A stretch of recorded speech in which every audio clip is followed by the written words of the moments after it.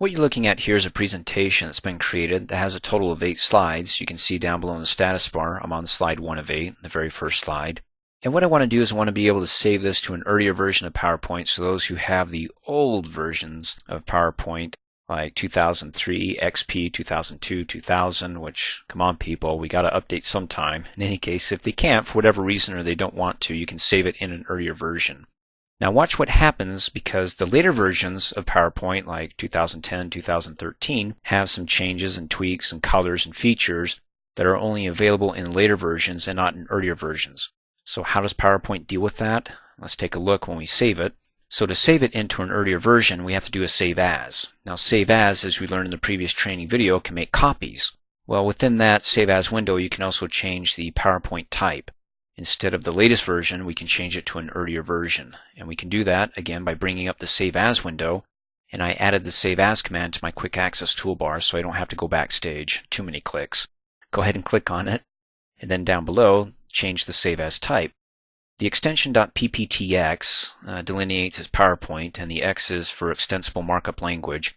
You can learn more about this, the stabilization factors, and the compression on the latest versions of the PowerPoint files in my Windows training videos. But in any case, let's change the type from the latest version to an earlier version of 97 through 2003 with the PPT and not the extra X. That makes it more stable. So we're doing this again because we're pretending that somebody has an earlier version and we want to be able to show it to them in their own earlier version of PowerPoint. Select that, at least between these years here. And it's on the desktop, so I'm good there. And then go ahead and click Save. Now while it's saving, it's checking it out and saying, okay, if you go ahead and try to save this in an earlier version, this is what's going to happen. In other words, you can read the description here, but long story short, it's going to convert some of these text or graphic effects into images. So it's static so they can view it, but they can't make any changes to it. For example, the shape and any text in it cannot be edited when using earlier versions of PowerPoint, and it's found on slides 1, 3, 5, and 6. And you're looking at the titles here in the thumbnail view. Quiz show, and then we got 3, can't read that there. It skips 4 because that's more of an image when it's in normal mode, and we'll talk about the different modes or different views that are available. And then 5 and then 6. So it doesn't like the titles because the titles have fancy colors, shading that's not available in earlier versions of PowerPoint. So it will convert it into an image that those who view this won't be able to change it, but they will be able to see it. So it's going to do one of two things, either remove it, so it's no longer available because it doesn't function in earlier versions of PowerPoint with the latest features that are available in the latest versions of PowerPoint, or convert it into an image. So you can go ahead and check this out. The shape can no longer be edited, although any text in it can be edited when using earlier versions of PowerPoint. So in some cases, yes, you can edit the text, but the shape can no longer be edited, and that's on slides 1 and 8. So you can go ahead and go through that, and if you're like, oh, I really got to have that so they can edit that, then click Cancel, and I'll click Cancel again, and then go to those slides and make the changes. Either dumb down the formatting that you've applied to it, the animation, whatever it tells you, it can't choke down in earlier versions of PowerPoint. And once you dumb it down and give it something really plain, and it doesn't look pretty, but nonetheless it's something that you want them to have access to change, or to be able to view, then go ahead and do a save as and convert it to the PowerPoint presentation of 97 through 2003.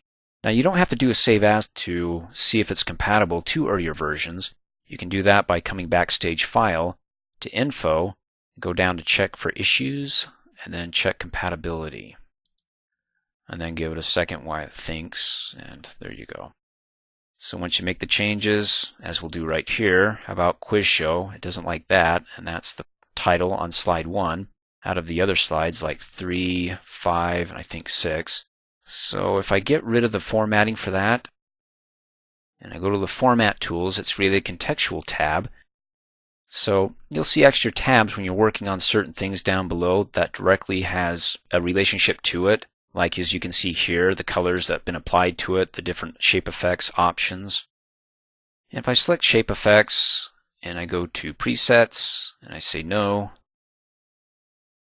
and then I click on word art and say clear word art, so you can see I'm getting it more generic, less formatting being applied to it. I don't know if that's enough that it'll be happy with that to be able to display in earlier versions of PowerPoint, but let's try it. File, check for issues, check for compatibility. Make sure you save your presentation if it asks you to do that. And hey, there you go. It used to be slide 1, 3, 5, and 6. Now slide 1 is no longer an issue. I mean, how could it be? It's simple formatting, white text, and so all the earlier versions, at least from PowerPoint 97 through 2003, can view this, at least be able to view the title here. Also click in it to make changes to it.